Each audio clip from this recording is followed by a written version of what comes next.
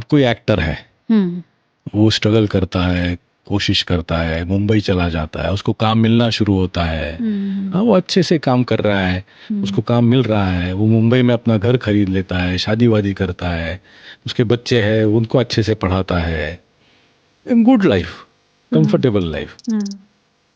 लेकिन उसके बारे में बात करते वक्त हम ये कहते हैं कि नहीं नहीं वो अच्छा है, लेकिन वो अमिताभ बच्चन जैसा नहीं हुआ ना उसका।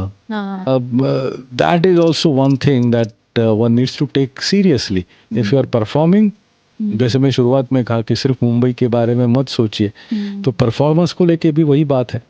If I am ready with the production, why not to think of neighboring countries? So there are Why lot not of to think of going beyond? There are umpteen opportunities. There are thousands of opportunities. I have to be willing to take them. और ये काम out of India कैसे लेके जाए कोई actor?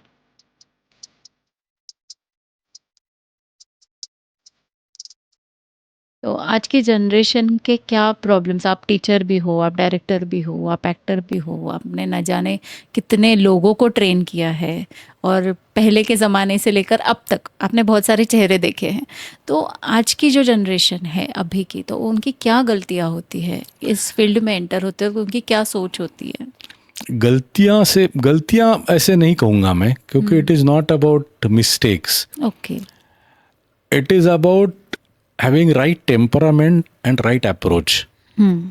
और उसके लिए सबसे अहम बात यही है, आज की तारीख में तो बहुत है, कि one has to think about, जैसे मैं कह रहा हूँ शुरुआत से, कि what are my strengths, one, what is the field that I am getting into. कि मुझे एक्टिंग करना है, तो मतलब कहने के लिए तो ठीक है, जो भी काम मिलेगा मैं करूँगा, और वो सही भी है, उसमें गलत नहीं, but what is my focus?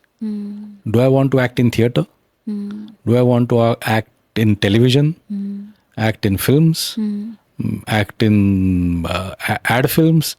क्या मुझे करना क्या है? जो मिलेगा वो करूँगा, वो ठीक है, but whatever choice you make is going to kind of unfold a different kind of plan for you. वो मैंने सोचा है। नहीं तो कई बार ये होता है कि मुझे जाना है किसी एक दिशा में, और हवा का रुख दूसरी दिशा में है, तो दूसरी दिशा की तरफ मैं जाने लगता हूँ और कहते रहता हूँ मुझे एक्चुअली उधर जाना था। That becomes a problem. तो एक बहुत बड़ा गैप क्रिएट होता है। राइट। और दूसरी बात ये, और ये मैं आज की पीढ़ी का प्रॉब्लम या ऐसा नहीं कहूँगा, ये आर्टिस्ट का है। कि बाकी सारे क्षेत्र में लोग अपने करियर की प्लानिंग करते हैं, वैसे ही होगा ये जरूरी नहीं है, but they plan something. Artist rarely do that. कलाकार जो होता है वो क्योंकि वो समझता ही नहीं, कि वो समझ में आता नहीं कि मैं प्लानिंग करूं, मतलब क्या करूं। हाँ, that's what. Right? क्योंकि प्लानिंग में ये होता है कि मुझे एक बार कोई मौका दे तो मैं करके दिखाऊंगा। अब ये कहने वाले 10,000 लोग लाइन में खड़े हैं, तो उसमें मुझे मौका क्यों मिलेगा? मतलब मैं कई बार ये कहता हूँ कि इफ यू आर सेइंग कि मुझे एक बार मौका मिले तो मैं अच्छा काम करके दिखाऊंगा, तो मुझे खुद को ये भी सवाल पूछना चाहिए कि मुझे मौका कोई क्यों दे। मैं बहुत पैशनेट हूँ, वो सारे 10,000 है, सब पैशनेट है, तो मुझे मौका क्यों दूँ? अगर मैं इसको थोड़ा सा जवाब ढूंढने की कोशिश करता हूँ ना, probably I would start finding what are my strengths. And if I find my strengths, they would also help me to figure out how to move ahead.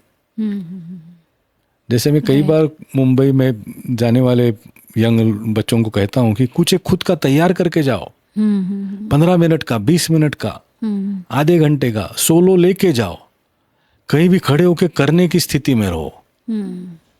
और फिर मुंबई में जा रहे हो तो ढूंढो कहाँ अपॉर्चुनिटी है, कहाँ जाके कर सकते हो। राइट। क्योंकि काम दिखेगा तो काम मिलने की संभावना है।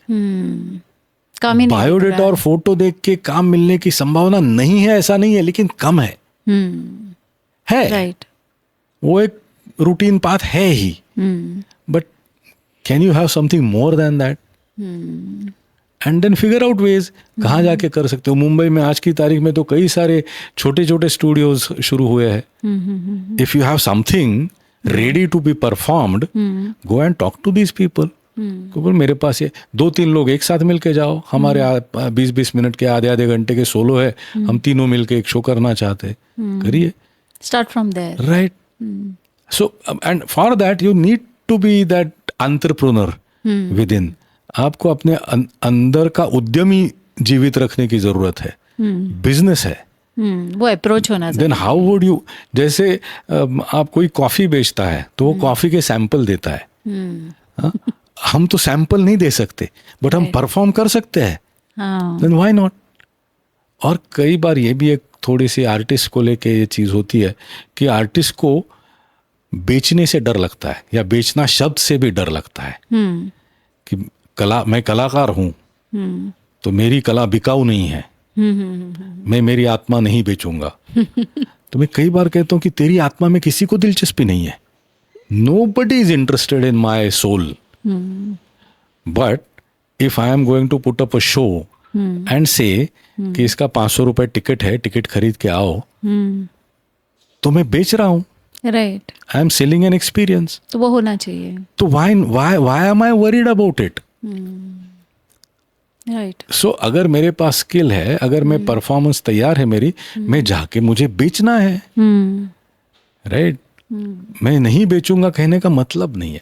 मतलब that is about getting that clarity of thought कि मैं कौन से क्षेत्र में, जब मैं कहता हूँ कि मैं इसमें करियर बनाऊंगा, इसका मतलब है मेरी रोजी रोटी इसमें से आएगी.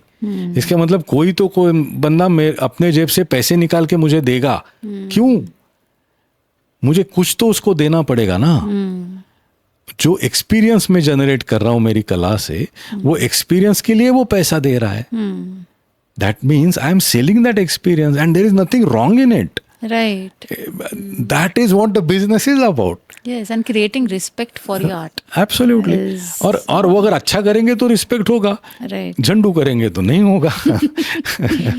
Right. Depends on their skills. और सर, जब ये सब बच्चे जब एक्टिंग फील्ड की तरफ सोचते हैं तो सबसे पहले मैं ये पूछना चाहूँगी कि जैसे आपके बातों से भी पता चला, Mumbai is not only the destination, like, है ना, कि लाइक आप आपके गांव में भी रहे तो आप कैसे काम कर सकते हो, ये तरीके आपकी बातों से पता चल रहे हैं. तो अगर कितने सारे माँ बाप हैं अपने बच्चों को इस फील्ड में भेजने से डरते हैं, तो ये डर क्या है? डर जो है बेसिकली इनसिक्योरिटी का है. क्योंकि एक्टर को नौकरी नहीं मिलती. एज एन एक्टर नौकरी जनरली नहीं मिलती. आप फ्रीलांसर ही हो. वो आप वड़ा पाव की गाड़ी चलाने जैसा है. चली तो चली. आपको अच्छा स्पॉट मिला तो आपकी गाड़ी चलती है, नहीं तो नहीं चलती है. That is one of the major reasons कि वो इनसिक्योरिटी. और दूसरी बात उसमें ये भी है, मतलब आज की तारीख में तो मुझे ये लगता है कि 20 साल पहले जितना डर था उतना आज नहीं लगता है. 90s में 80s में जितने डरते थे, मतलब बच्चा भी घर में मुंह खोल के बोलने के लिए भी डरेगा कि मैं एक्टिंग करूंगा. क्योंकि उसको पता था कि जैसे ही मैं ये बोलूंगा घर में घमासान शुरू होने वाला है. आज की तारीख में कम से कम वो स्थिति से हम थोड़ा आगे आए हैं. There are more families at least willing to talk about it. Right. Because they see कि इसमें लोगों को पैसा मिलता है, काम मिलता है, ठीक ठाक जिंदगी निकल जाती है लोगों की. So people are more comfortable about that. लेकिन फिर भी जो डर है उसका एक अहम कारण यही है कि उसमें गारंटी नहीं है. मेरा ये कहना रहता है हर बार कि आज की तारीख में किसी को भी कुछ भी गारंटी नहीं है. अगर even if you are an IT professional, आपको अचानक कल से बेंच पे बिठा दिया जाएगा और 3 महीने बाद आपको बोल दिया जाएगा भाई तू देख ले कुछ और. हो सकता है. और अगले 3 महीने शायद आप घर पे बैठे रहो. Even doctors are struggling after studying so much. Right. And so that insecurity is there. But as a society, art is never on priority. Right? इसलिए डर ज्यादा लगता है कि जो सेक्टर प्रायोरिटी पर ही नहीं है राइट। उसमें काम करने की बात अगर कोई करे तो ऑब्वियसली माँ बाप ये चाहते हैं कि मेरे बच्चे का खराब कुछ ना हो, उसका अच्छा हो जिंदगी में, उसको ठीक ठाक रहे, उसका रोटी 2 टाइम की उसको ठीक से मिले। So that is the reason of that fear. पर अभी जितने आपने वेज बताए उसमें तो वो बच्चा कुछ ना कुछ तो कर ही जाना है। बिल्कुल। लेकिन जैसे as a society it is also part that with few exceptions, Indian society is not very comfortable with doing business. Job है तो अच्छा है, सरकारी है तो और भी अच्छा है। महाराष्ट्र में तो ये बहुत है, रिस्क टेकिंग। हाँ, तो उसमें लोगों को ये लगता है कि यार तू ये क्यों कर रहा है, तो अच्छा सा चार्टर्ड अकाउंटेंट बन जा, तो किसी सीए फर्म में ज्वाइन कर, या किसी कॉरपोरेट में अकाउंट्स डिपार्टमेंट में ज्वाइन कर, या एमबीए कर ले और कहीं ज्वाइन हो। वही वाली बात है ना कि it is also linked with our perception of success. Right. जैसे कोई अगर बंदा उसका बीकॉम करता है, फिर एमबीए करता है और किसी कंपनी में ट्रेनी के तौर पे ज्वाइन होता है, फिर इवेंचुअली या प्रोजेक्ट लीडर बनता है, या ग्रुप लीडर बनता है, मैनेजर बनता है, और अब 60 साल की उम्र में वाइस प्रेसिडेंट एचआर करके वो रिटायर होता है, और हम कहते हैं बहुत अच्छी जिंदगी गुजारी उसने।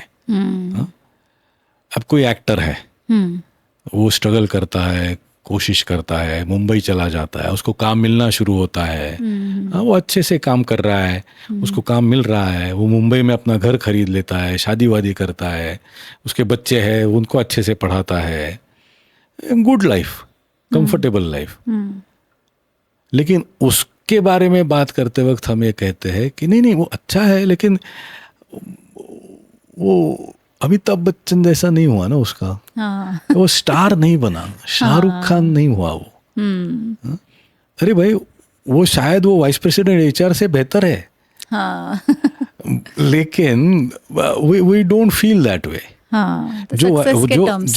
जो मैनेजमेंट की पढ़ाई करके आगे कहीं नौकरी करके निकला है, उसे कोई ये नहीं कहता कि यार तेरा तो बहुत तो ठीक है सब, लेकिन धीरू भाई जितना तेरा नहीं हुआ।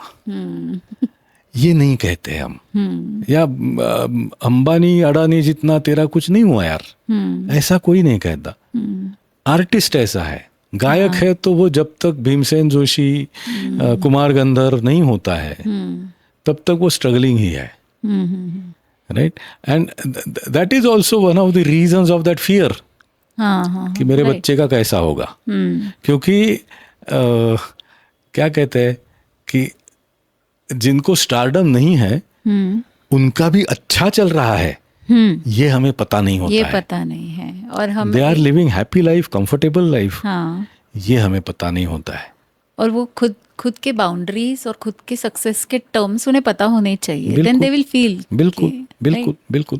मतलब अगर मैं स्ट्रगलिंग एक्टर हूँ तो एम्बिशन रखना अलग बात है कि मैं देश का सुपरस्टार बनना चाहता हूँ, which is okay, I mean, and work towards it, absolutely no problem. But where am I right now? And what is my next step? Right. और इसके लिए जो मैं करियर प्लानिंग की बात कर रहा था वो यहाँ आती है कि मैं खुद को जब मैं 60 साल का हो जाऊंगा तब कहाँ देखता हूँ, कैसे देखता हूँ, और वहां तक कैसे पहुंच सकता हूँ, उसके कौन कौन से रास्ते हैं, क्या क्या कर सकता हूँ। और ये भी जरूरी नहीं है कि अगर मैंने वो तय किया तो वैसे होगा। Every time I have to ready with plan B, plan C. तो विजन और वो गोल सेटिंग, वो एक बहुत बड़े मायने रखता है इन एनी केस। बट ये आर्टिस्ट की हम बात कर रहे हैं तो उन्हें भी विजन और गोल रखना चाहिए। ऐसे नहीं कि मुझे ये काम मिला तो अगला project and at the same time one has to be very agile, one has to be flexible कि मैंने ये तय किया है लेकिन जिंदगी में ये होते हुए दिख रहा है, तो वो करो। इफ यू रियलाइज कि ये इसमें मैं बेहतर हूँ, जैसे जैसे स्वानंद का नाम मैंने लिया, लिरिसिस्ट के तौर पे उसको ज्यादा जानते हैं लोग, but he is a fabulous actor. He went to Mumbai to become an actor, but Mumbai told him you are a fantastic lyricist, right. लिखना शुरू किया उसने, गाना शुरू किया, and he is also acting now. Yes, तो एक उनका व्यक्तिमत्व खुलते जाता है, राइट, पर उसके लिए करने की जरूरत है। And you have to be aware कि क्या हो रहा है आसपास, मेरे साथ क्या हो रहा है, मुझ में से कौन सी चीज मुझे ज्यादा दिख रही है, and am I willing to be okay with it. अगर वो कहता कि नहीं मैं नहीं लिखूंगा, तो परिणीता के गाने नहीं मिलते ना हमको। Right, amazing. और अगर जैसे मैंने आपको डर की बात की थी, तो फिर अगर ऐसा है कुछ कि लड़कियों को कॉम्प्रोमाइज करना ही पड़ता है, ऐसा कुछ है? Because this is the very big question for the industry. तो आप थिएटर करो या फिल्म करो या एडवर्टीजमेंट करो, एक काम के लिए क्या उन्हें ये करना ही होता है, ऐसा कुछ है? It is very simple. मैं और कई बार लड़कियों के पेरेंट्स भी मुझे ये सवाल पूछते हैं, लड़कियां भी पूछती है। मैं कहता हूँ कि किसी भी फील्ड में औरतों को इस तरह की जितनी मुश्किलों का सामना करना पड़ता है उतना ही इस फील्ड में है, right? If the girl is no nonsense girl, men won't dare. If you are willing to compromise, there will be people who want to take advantage. Right. But if you are very clear कि ये उस दिशा में मुझे जाना ही नहीं है, हाँ, तो आपको कोई जबरदस्ती नहीं ले जा सकता। You can wait for next project. Correct, correct. मेरा सिंपल सा सवाल है कि आज की तारीख में हम जितने एक्ट्रेसेस देखते हैं, क्या सब के सब ये ऐसा काम करके गई है आगे? तो उसका जवाब नहीं गई है, ये है। हाँ। मतलब कितनी मेरी दोस्त है, अच्छी दोस्त है, बचपन से दोस्त है, I know no one would even dare to do any funny thing with them, वो तो तमाचा लगा देगी। So that is a myth. तो ये इंसान पे डिपेंड करता है। बिल्कुल। और मैं ये नहीं कह रहा हूँ कि ऐसे लोग इस फील्ड में नहीं है, वो जरूर है। जितने आईटी में है उतने ही है, राइट। आईटी में या कॉरपोरेट में जब होता है तो वो दिखता नहीं है। ये field because it is show business, पहली चीज ये होती है कि वो दिखता है। हाँ, बराबर। और इसके लिए वो बोला जाता है उसके बारे में। बाकी फील्ड में ऐसा नहीं होता है, ये तो बिल्कुल मतलब सरासर झूठ है। हाँ, तो ये एक अवेयरनेस होना चाहिए, इसलिए मैंने आपको ये क्वेश्चन पूछा। Because acting and theatre is a very beautiful thing. ये एक ऐसी चीज़ है कि जिसमें हम बहुत सारी, एक ही जन्म में बहुत सारी जिंदगियां जीते हैं, और वो एक इंसान को उतना समझदार, उतना मैच्योर बनता है क्योंकि वो जिंदगी जी लेता है जो उसकी नहीं है। बिल्कुल, बिल्कुल। सो जिनमें टैलेंट है वो इससे दूर चले जाते हैं due to this fear. That's why I asked you this question. Absolutely right. और वो बहुत मतलब मेरा तो ये मानना है कि will men try to approach, they will. How do you respond if at the first instance you say no? How strong you are, that depends on. People won't dare. People ज्यादा से ज्यादा क्या होगा, अगर कोई आदमी ऐसा है कि he will give you work only if, then do you really want that work? You don't want it. That's what. Forget it. Wait for next project. Absolutely. और जब हम एक्टिंग की बात कर रहे हैं, थिएटर की बात कर रहे हैं, आपसे बहुत कुछ समझा कि Mumbai is not only the destination. I repeat again, I will say Mumbai is one of the major destinations, but not only one destination. Yes, exactly. Thank you for correcting me. Yes. So अगर इस field में आपने शायद मेरे ख्याल से आप 40 सालों से हो इस फील्ड में, राइट? 30-35 तो हो गए। ओके। सो आपकी जो पूना से जर्नी शुरू हुई और वो इंटरनेशनल जूरी तक आपकी जो जर्नी है, उसके बारे में हमें थोड़ा बताइए। In a way, I had a kind of advantageous background. My both parents were psychologists, so they understood that children would have their own ways of thinking. Yes. And their own likings. My mother was also involved in theatre. मेरी mother उन्होंने नाटक लिखे हैं, बच्चों के साथ काफ़ी काम किया है, डायरेक्ट किया है। She herself has acted in several plays. तो उस वजह से मैं बचपन से नाटक देखता आया हूँ। मेरे घर में रिहर्सल्स होती रही है। तो मतलब ऐसा नहीं था कि मतलब कभी ऐसे एक दिन ऐसे हुआ कि मेरे जीवन में अचानक नाटक नाम की कोई चीज़ आ गई। हाँ, हाँ. मैं जब याद करता हूँ तो सबसे छोटी उम्र की जो पुरानी मुझे याद है थिएटर को लेके, तो वो शायद बाल गंधर्व रंग मंदिर में मेरी मदर की गोद में मैं बैठा हूँ और ताली बजा रहा हूँ। Wow. ये मुझे याद है। So it was part and parcel of my upbringing. Eventually जब स्कूल में था तो at one point I wanted to become a magician. तो पुणे में जादूगर रघुवीर नाम के बहुत सीनियर मैजिशियन थे। Fantasy world. राइट। और उनके बेटे थे विजय रघुवीर और संजय रघुवीर। तो संजय रघुवीर जी सिखाते थे जादू कैसे करना है, मैजिक कैसे करनी है। तो उन्होंने 3 कोर्सेस डिज़ाइन किए हुए थे, वो तीनों मैंने पूरे किए थे। फिर उनके पास जाके मैं कई चीज़ें सीखता रहा आगे भी। वो मुझे इंडिविजुअली सिखाते थे और उस वक्त मुझे ऐसा लगता मैं तो यही करूँगा। मैं रेगुलर 2 घंटे के शोज वोज भी करता था उस वक्त जब 9वीं 10वीं कक्षा में था। बट आगे चल के जब नाटक का ये ज़्यादा चस्का लग गया तो वो मैजिक वाला थोड़ा सा पीछे छूट गया।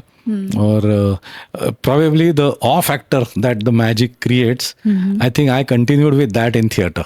Okay. कि वो awe factor होना चाहिए उसमें, ये कैसे हो गया जो होता है। अच्छा. And so then I stayed with theater. मैं पुणे में बृहद महाराष्ट्र वाणिज्य महाविद्यालय जो है BMCC कॉलेज, उसमें मैंने एडमिशन लिया और वहाँ भी गया। उसका एकमात्र कारण ये था कि वहाँ थिएटर का काम बहुत अच्छा होता है।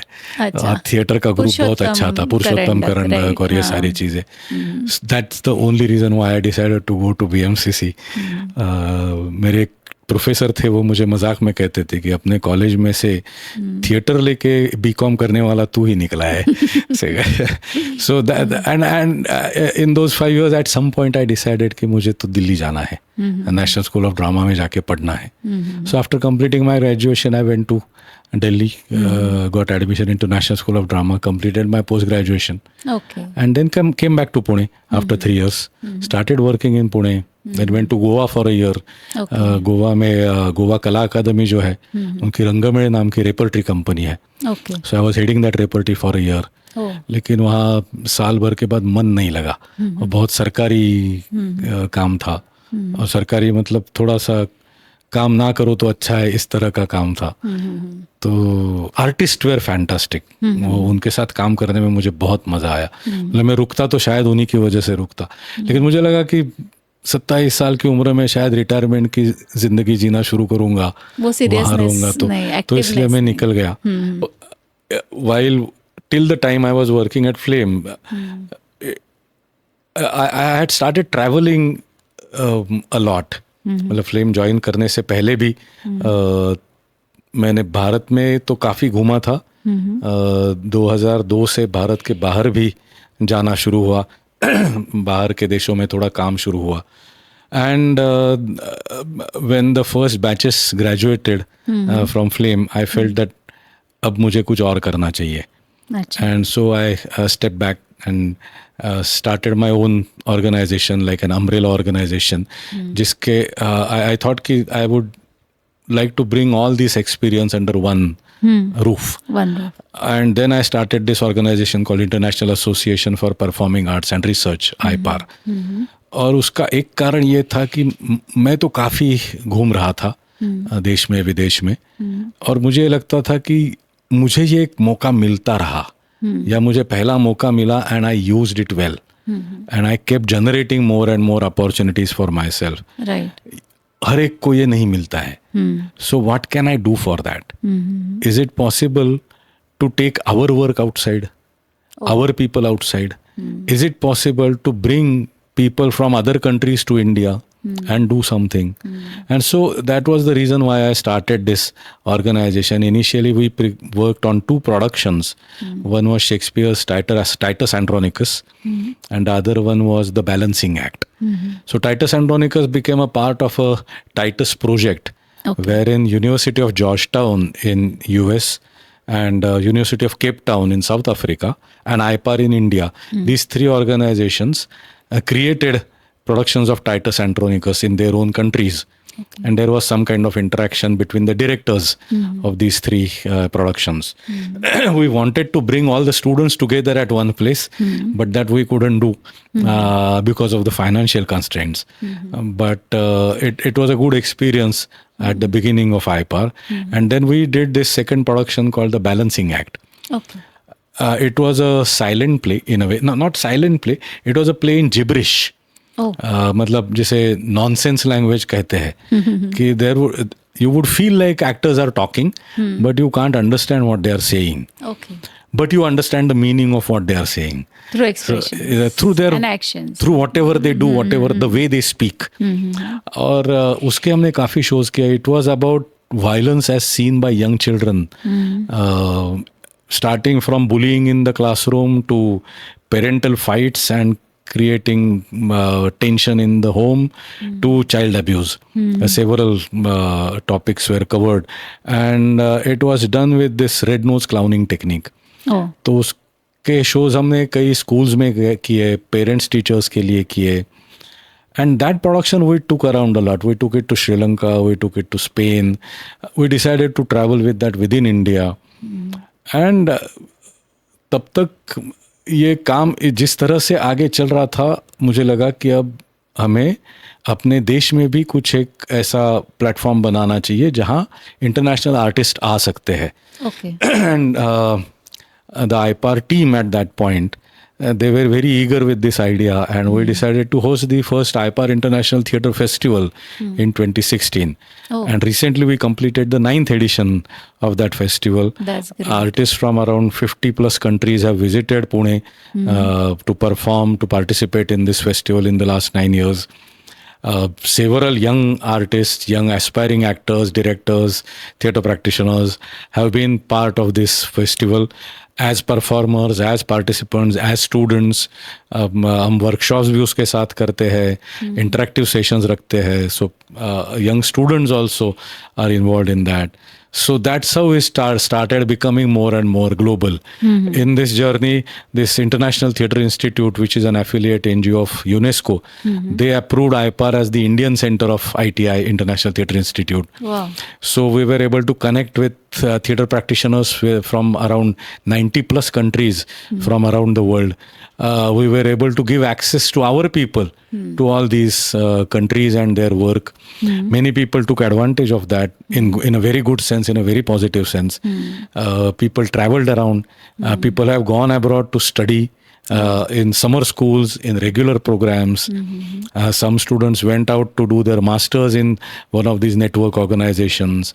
So that's how it has become eventually global. We create productions. We have performed solo performances which we created during lockdown. It is, I think, Darwin, right? Darwin is one solo that I do. There is another solo in Marathi called To Pahato Ahe. There is one more solo in English called Fall Again, Fly Better. And there was one duo performance, 2 actors called Is God a Taoist? So with these 4 productions, we traveled in Europe. We went to Amsterdam, we went to Poland, we went to Romania. So we have been traveling with this.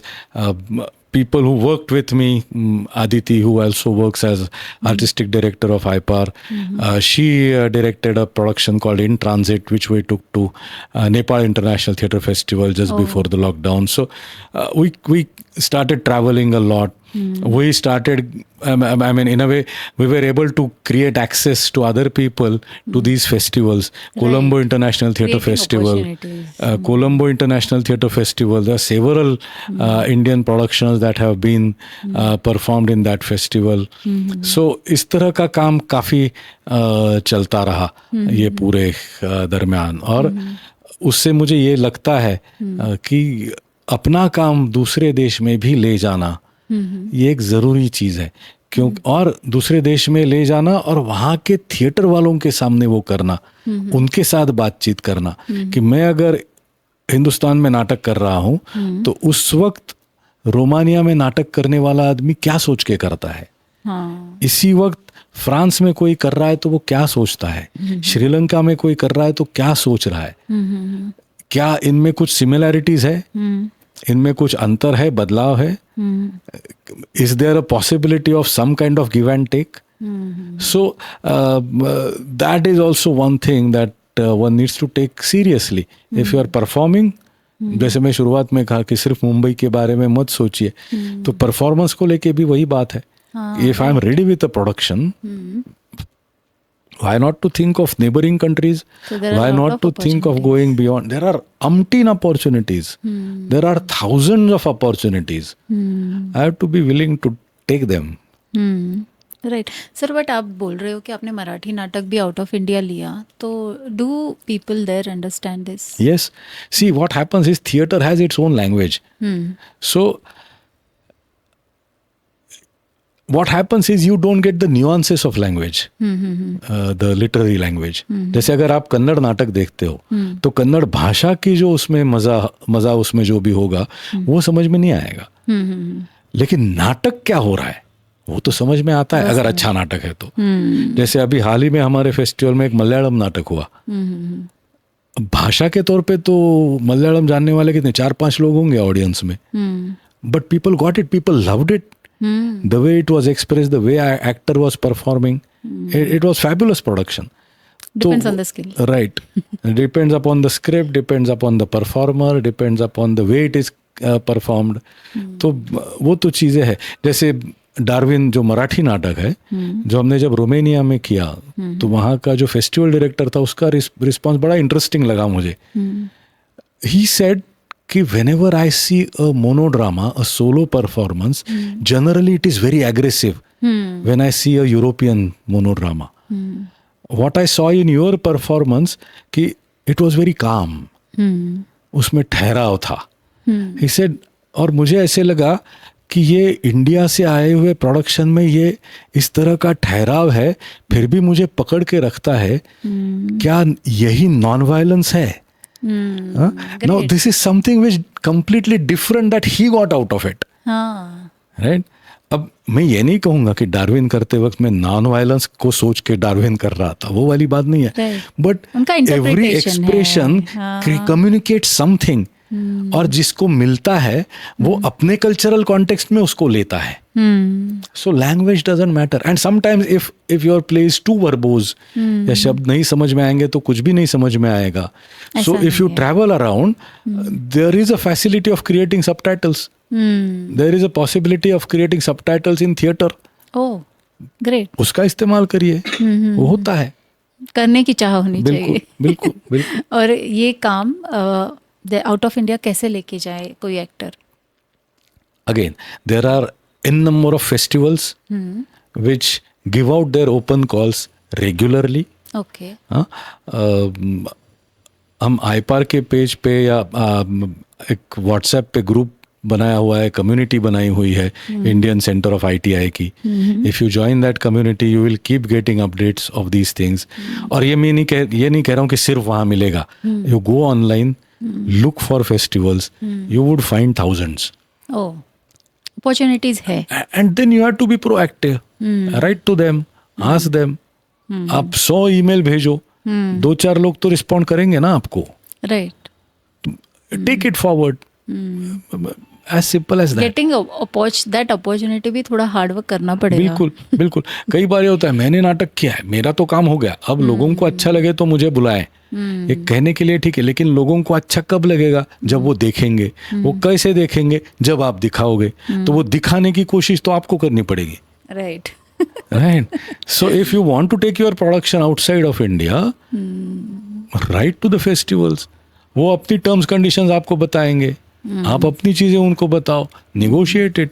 Figure out a midway. And again, if you are doing it for the first time, look at it as investment. Right. और वो कुछ ना कुछ सिखा के ही जाएगा. जैसे आपने कहा कि इंटरेक्शन, कल्चर, बहुत सारा अंडरस्टैंडिंग वो डेवलप करेगा, और आप कुछ ना कुछ लेकर ही आओगे वहाँ से. सर बहुत अच्छा लगा आज आपसे बात करके, बहुत कुछ चीज़ें आपसे सीखने को मिली आपकी बातों से, और ज़रूर इसका जो बेनिफिट है वो बच्चों को होगा, पेरेंट्स को होगा। अगर कुछ डाउट्स हमारे पास आते हैं या आपके ऑर्गेनाइजेशन के बारे में कोई कुछ पूछता है तो वो सब क्वेरीज मैं आप तक पहुंचाऊंगी ज़रूर, और हम ज़रूर उसका आंसर देंगे। और ज़्यादा से ज़्यादा बच्चे जो टैलेंटेड है वो इस फील्ड में एंटर करें, इसकी कोशिश करेंगे, उनका पैशन फॉलो करके वो खुश रहे ज़िंदगी में, इसकी भी कोशिश करेंगे। तो आज आपको भारत गुरु चैनल पर आकर कैसे लगा? आई am very happy. I will be very honest with you. I love to talk about these things because these are the myths which need to be busted. Right. And youngsters के साथ वही दिक्कत कई बार होती है कि पेरेंटल प्रेशर, पीयर प्रेशर, इसमें field की समझ लिए बिना या तो कूद पड़ते हैं या तो भाग जाते हैं. Right. तो उसको थोड़ा सा शांति से सोचना, अपने बारे में सोचना, ये करने की ज़रूरत है. तो I am very happy that I got this opportunity to talk about it and reach out to more people. So thank you very much for that. Thank you for giving time sir, thank you so much. और जाते जाते कोई take away message इस field के बारे में देना चाहेंगे? वापस वही होगा. एक बहुत सिंपल सी बात है जो कि अगर आपको करने की इच्छा है तो छोड़िए मत, करते रहिए. लेकिन करते वक्त कभी भी ऐसे लगा कि मन से नहीं करना है, ये मैंने कहा था मुझे बहुत करना है लेकिन लग रहा है नहीं करना है, तो छोड़ दो, मत करो. कई बार हमें छोड़ने का भी डर लगता है क्योंकि बचपन से हमें बताया जाता है कि you should have your goal, अपना लक्ष्य तय करो और उसके पीछे लग जाओ. अब वो लक्ष्य हासिल करने में अगर 10-20 साल गए हैं, वो हासिल नहीं हुआ है और मेरा मन उसमें से निकल चुका है कब का, राइट, तो वहां रुकने की जरूरत नहीं है.